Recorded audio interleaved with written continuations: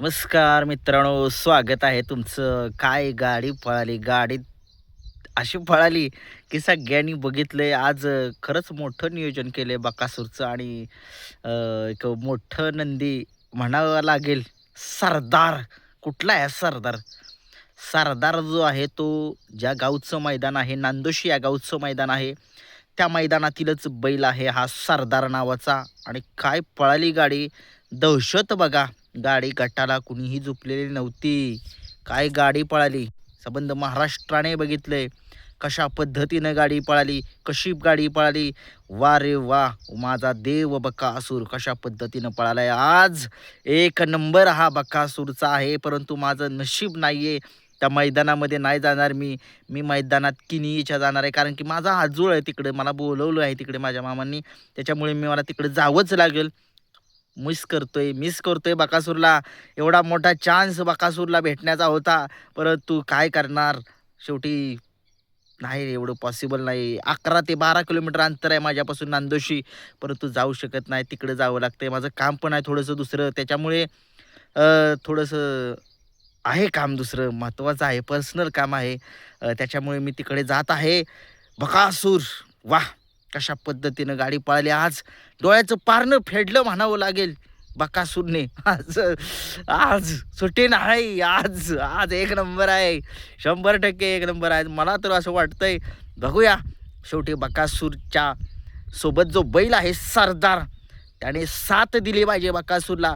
मग बकासूर त्याचं काम कशा पद्धतीनं करतोय ते सगळे बघतीलच. कारण की सगळेजण खूप खूप लोकांनी ट्रोलसुद्धा केलं आहे बकासूरला. बकासूर कमी आलाय पळायचा, बकासूर कमी आलाय पळायचा. अरे बाबांनो, तो बकासूर आहे. एखाद्या मैदानामध्ये कमी पळेल, परंतु 5 मैदानामध्ये तो पळतोच टॉपचा. शेवटी ते सुद्धा तो एक सजीवच आहे, जीवच आहे त्याच्यामध्ये सुद्धा. परंतु असू द्या, सरदार आणि बकासूर या जोडीनं आज गट क्रमांक 1 मधून सुट्टा गट पास काढलेला आहे.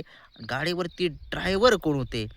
गाडीवरती ड्रायव्हर होते बबलू चाचा किल्ले मच्छिंद्रगड यांनी. आणि काय लेफ्टी हात त्यांचा चांगलाच चालतो.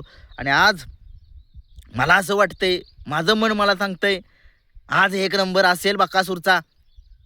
कड्यानं लागून नाही तर कुठेही लागू द्या, बकासूर आज एक नंबर करेल, एक नंबर करेल.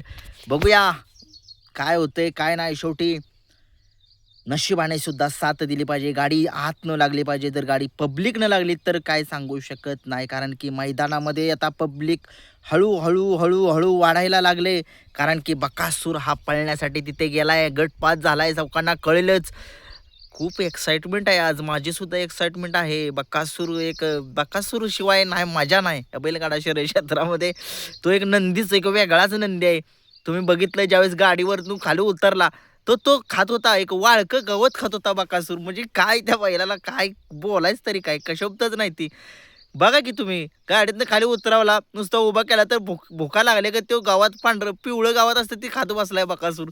म्हणजे काय हो, बाकीच्या लोकांना, बाकीच्या नंदींना काजू बदाम या असल्या इथे टॉपची नंदी आहेत. त्यात घरणगीकरांचा राजा, तो एक सुद्धा आपला एक आवडता एक काळजाचा तुकडा आहे तो घरणगीकरांचा राजा. तो एक त्या दिवशी बघितलं तुम्ही, गुलाल मिळवला. बास, राजाची फक्त एवढंच मला अपेक्षा, राजानं गुलाल मिळवावा, बाकी काय नाही. संघर्ष करतोय तो, त्याच्या मालकाचा संघर्ष खूप मोठा आहे, संघर्ष योद्धा आहे तो. घरणीकीकरांचा राजा कायम गुलालामध्ये दिसतोय, दिसायलाच पाहिजे. आपण सगळे फॅन्स लोक घरणीकीकरांच्या राजाला सुद्धा सपोर्ट करा सगळ्यांनी. आणि बकासूरला सुद्धा सपोर्ट करता, तसा घरणीकीकरांच्या राजाला सुद्धा सपोर्ट करा.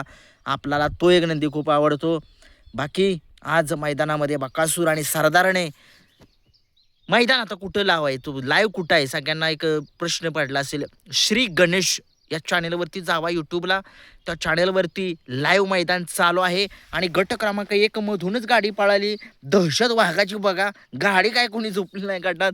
म्हणजे नावातच हवा आहे बकासूरच्या. काय पळाली, काय इथं लागले. बाकी काय सांगा कमेंट्समध्ये तुमचं काय चाललंय, कुठून बोलताय तुम्ही, कमेंट्समध्ये नक्कीच सांगा मला. आणि कॉलसुद्धा करा आपल्याला. जर कोणाचे जर असेल एखाद्याची मैदानामध्ये जर मुलाखत घ्यायची असेल एखाद्या नंदीची, तर मला कॉल करा 95 61 11 99 40 वर.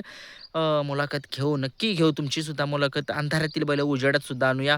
बाकी कसं चाललंय? बरं चाललंय? कमेंट्समध्ये सांगा. माझं बी चाललंय बरंच. धन्यवाद.